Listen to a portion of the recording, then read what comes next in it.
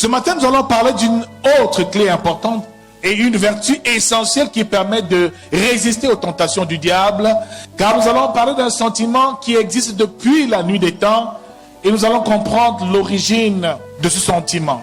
Ce thème de ce jour est intitulé « L'humilité ». Nous allons entrer dans le livre de Genèse pour commencer par le commencement et lire le chapitre 3 du livre de Genèse à partir du verset 7. Nous lirons du verset 7 au verset 13. La Bible fait comprendre dans le livre de Genèse chapitre 3 que les yeux de l'un et de l'autre s'ouvrirent et ils connurent qu'ils étaient nus.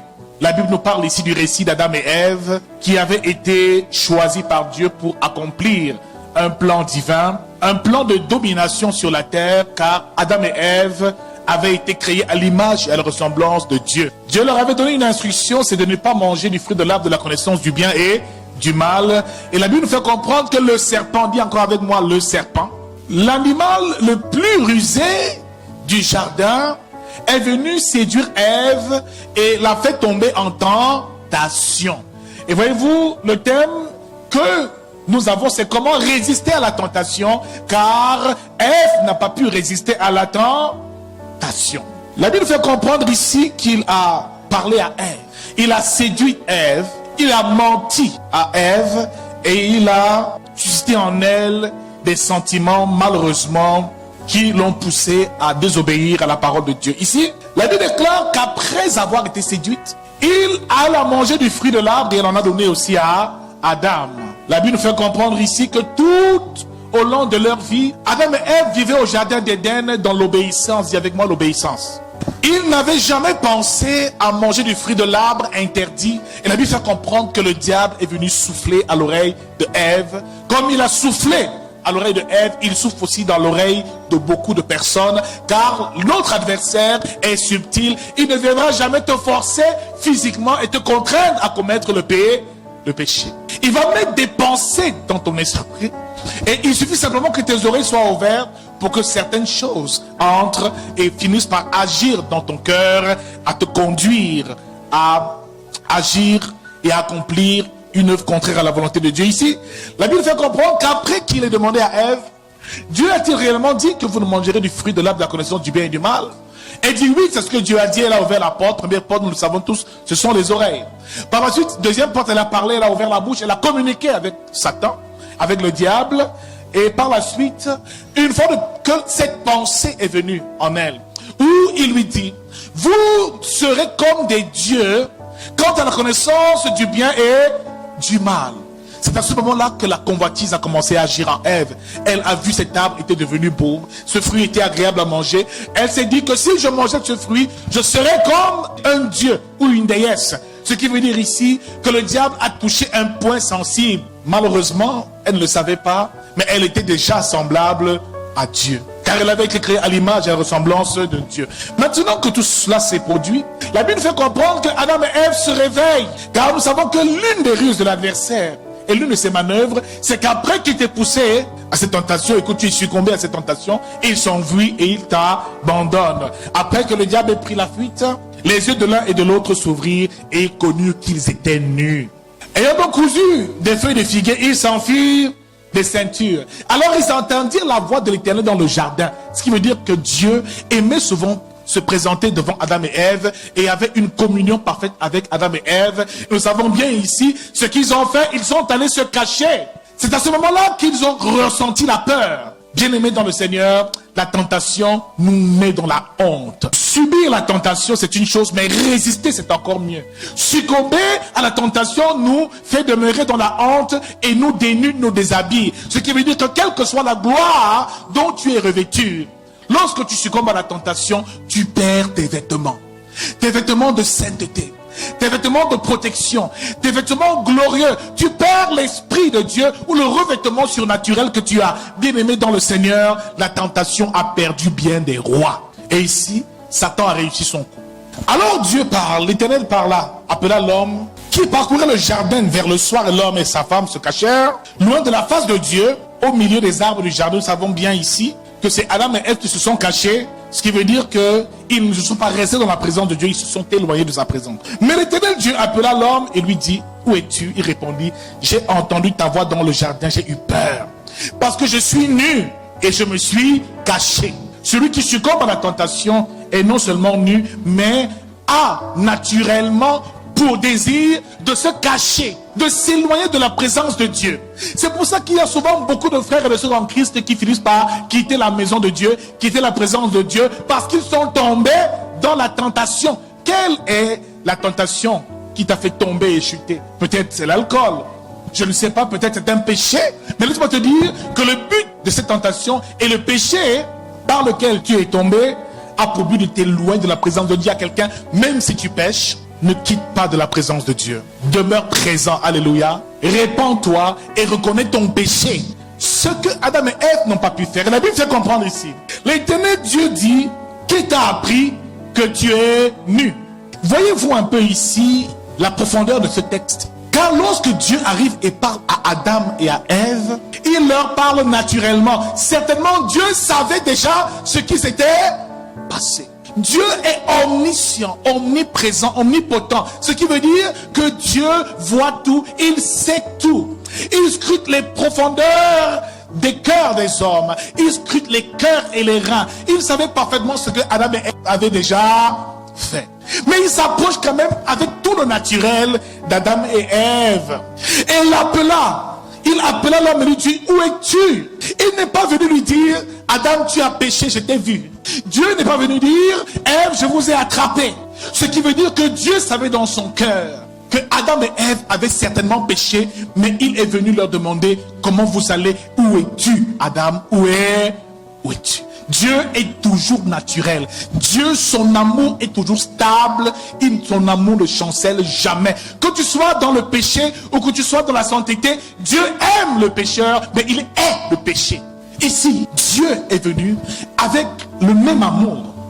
Dieu est venu et a parlé de la même manière à Adam et Ève. Il dit, où es-tu? Et laisse-moi te dire que le comportement d'Adam et Ève avait changé. Il n'était plus pareil. Il se sentait comment? Coupable.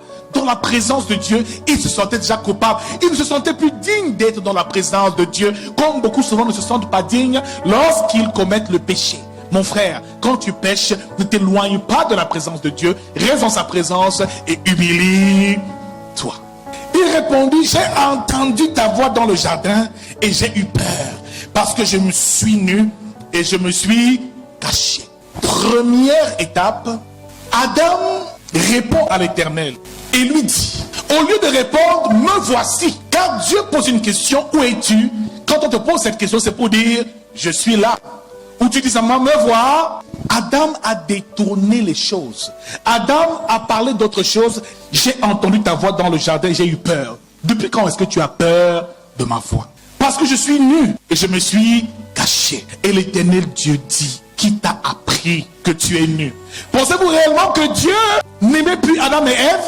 Pensez-vous sincèrement que le fait qu'ils aient mangé le fruit, ils devaient naturellement être punis directement? Sinon, Dieu n'avait même pas besoin de se présenter. C'est que Dieu voulait leur donner une chance de se repentir. Toutes ces approches que l'Éternel était en train de faire, c'était qu'il voulait voir si Adam avait en eux la capacité de regretter ce qu'ils ont posé comme acte. Dieu est venu naturellement. Dieu n'a pas changé sa relation avec Adam et Ève. C'est Adam et Ève eux-mêmes qui ont changé. Tu aurais pu lui dire, Père, mon Dieu, pardonne-nous, nous avons péché contre toi. C'était simple. Mais voyez un peu les tournures qu'Adam fait. Maintenant, Dieu, en stratège, rempli de sagesse, lui dit, qui t'a appris que tu es nu? Il lui pose maintenant la question parce qu'il attendait qu'il lui dise lui-même. Maintenant, comme Adam n'a pas dit, maintenant Dieu lui pose lui-même la question. Est-ce que tu as mangé de l'arbre dont je t'ai défendu de manger? Deuxième tentative pour que Adam soit racheté et sauvé. Il aurait pu dire à Dieu simplement, il ne l'a pas dit, numéro 1. Numéro 2, Dieu lui demande alors maintenant, voilà alors ce que, est-ce que tu as touché donc? Parce que là, tu peux me répondre, je te tends encore une seconde, pêche. Jusque-là, Adam agit bizarrement. La Bible fait comprendre ici, l'homme répondit, parce que Dieu posait la question, est-ce que tu as mangé de l'arbre dont je t'avais défendu de manger? Verset 12. L'homme répondit, ce n'est pas Adam répondit, mais maintenant c'est l'homme. L'homme répondit, la femme que tu as mise auprès de moi m'a donné de l'arbre et j'en ai mangé. Ce qui veut dire ici que Adam a échoué au second test. As-tu mangé du fruit de l'arbre? Dis oui, j'en ai mangé. Avant que Dieu ne s'en sorte, tu dis et je me répands. C'est simple, c'est clair comme de l'eau de roche. Dieu n'avait pas en projet de punir Adam et Ève. Je suis convaincu que malgré le fait qu'ils ont succombé à la tentation, s'ils s'étaient repentis, Dieu aurait pardonné. Les choses auraient été différentes. L'histoire aurait changé. Mais qu'est-ce qui se produit ici? L'homme répondit, la femme que tu as mise auprès de moi m'a donné de l'arbre et j'en ai mangé. Bien-aimé dans le Seigneur, à ce moment-là, il dit la femme que tu as mise. C'est comme si il était en train de remettre en question la création de Dieu. Il a refusé d'endosser sa responsabilité et tout simplement il a voulu mettre la responsabilité sur Ève. Dieu a parlé à Adam. C'est Adam qui devait donner l'instruction à Ève. Donc s'il y a un problème dans un navire, c'est le capitaine du bas de navire qui est accusé en premier et qui doit rendre les comptes. Parce que l'alliance entre Dieu et l'homme était directe. Dieu a parlé directement à Adam et lui a donné l'instruction directement. A-t-il bien donné l'instruction à sa femme? L'a-t-il prévenu de toutes les conséquences de son acte? Je ne sais pas. Mais ici, il dit, c'est la femme que tu as mise à mes côtés. Donc, tu ne voulais pas cette femme? N'est-ce pas toi qui as dit, l'eau, celle-ci est l'os de mes os, la chair de ma chair? N'est-ce pas toi qui te sentais seul au jardin et qui désirais une compagne? Maintenant, l'homme se dédouane et met la responsabilité sur sa femme. Comme beaucoup, au lieu de reconnaître leurs péchés et leurs torts, passent le temps à accuser les autres. Ne reconnaissent jamais leurs failles et leurs faiblesses, mais passent le temps à accuser les autres. Numéro 1, Adam refuse d'endosser la responsabilité de ce qui s'est produit. Il aurait pu à ce moment-là dire j'en ai mangé, oui. Réponds à une question simplement et clairement et réponds-toi. Dans l'attitude d'Adam, il n'y avait pas de l'humilité. En réalité, Adam avait de l'orgueil dans son cœur. Une trop grande et haute estime de lui. Il ne voulait pas s'abaisser devant Dieu et reconnaître sa faute. Ce qui a manqué à Adam au jardin d'Éden, c'est l'humilité de reconnaître qu'il a péché. Car laissez-moi vous dire que Dieu ne voulait pas les punir. La raison pour laquelle il punit Adam et Ève, c'est l'orgueil. Il laisse Adam et il va vers Ève maintenant. Peut-être elle peut sauver le navire. Elle peut dire Éternel, je reconnais que j'ai péché, mais vraiment j'ai causé du tort à mon mari, à toute la création. Père, je me répands. Mais qu'est-ce qu'elle dit? La femme répondit, le serpent m'a séduite et j'en ai mangé. Mais est-ce que c'est bien d'avoir mangé? Elle ne s'est pas repentie non plus. Elle n'a fait que relater les faits. Ce qu'elle a fait, était-ce mal ou bien? Si elle savait que c'était mal, ça veut dire qu'elle aurait dû dire Seigneur Père, pardonne-moi. Si elle parle à Dieu de cette manière, ça veut dire qu'elle n'a plus d'abaissement en elle. Elle a perdu la capacité de s'humilier. Elle avait perdu la capacité de s'abaisser. Elle avait été envahie d'un sentiment qu'on appelle l'orgueil, qui est tout le contraire de l'humilité. Bien-aimé dans le Seigneur, Dieu résiste aux orgueilleux et fait grâce aux humbles. Le problème du jardin d'Éden, ce n'est pas la désobéissance d'Adam et Ève, mais c'est leur orgueil face à Dieu. Alléluia. Même toi, en tant que parent, ton enfant peut mal faire. Et tu ne vas pas le tuer pour autant, ni le maudire autant. Ce qui a attisé la colère de l'Éternel, c'est la rébellion qu'il y avait dans le cœur d'Adam et Ève. À ce moment-là, Dieu est venu, il dit Adam, où es-tu? J'ai honte, je me cache, à cause de ta présence. Ah, tu ne me dis toujours pas la vérité. Maintenant, as-tu mangé du fruit? Tu ne dis toujours pas. Tu dis, c'est la femme qui m'a... Frère, voilà où vient et d'où part le problème. L'orgueil tue les rois. L'orgueil est un sentiment que le diable infiltre ou met ou sème dans le cœur des hommes lorsqu'il veut les faire chuter. C'est pour ça que la Bible déclare que l'humilité précède la gloire. Dieu résiste aux orgueilleux. Et l'orgueil précède la chute. Frère, voilà d'où part le problème.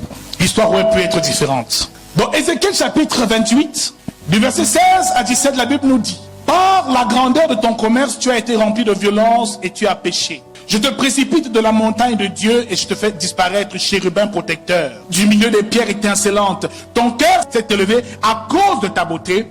tu as corrompu ta sagesse par ton éclat, je te jette par terre. Ce texte nous rappelle ici la chute du diable.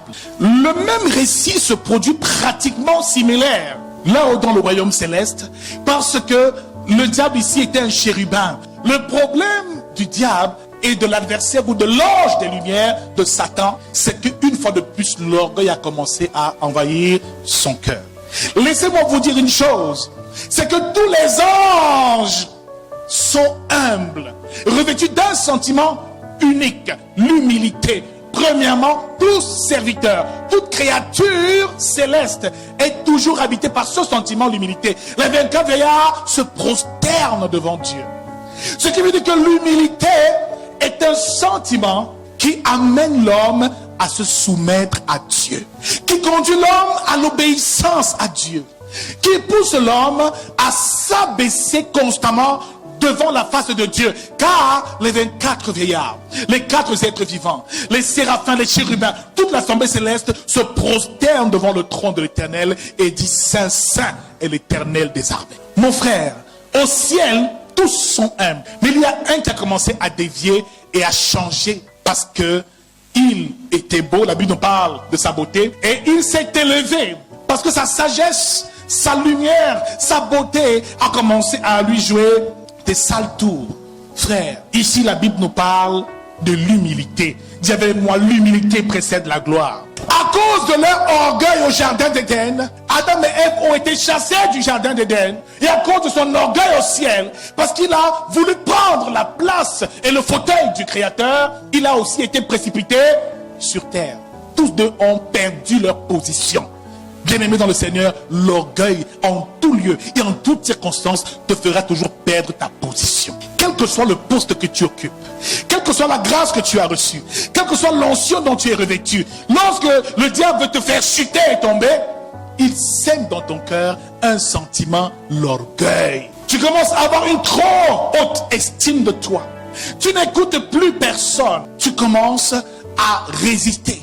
Tu n'arrives plus à te prosterner, à t'humilier. À ce moment-là, frère, ça veut dire que la chute n'est pas loin. Lorsque tu vois un leader qui ne peut plus apprendre de personne, qui n'en fait qu'à sa tête et qui a un sentiment de supériorité sur les autres, ça veut dire que sa chute n'est plus loin. C'est pour ça qu'Adam et Ève ont été chassés du jardin. Dis avec moi l'orgueil. C'est pour la même raison que le diable, Satan, aussi a été précipité sur terre.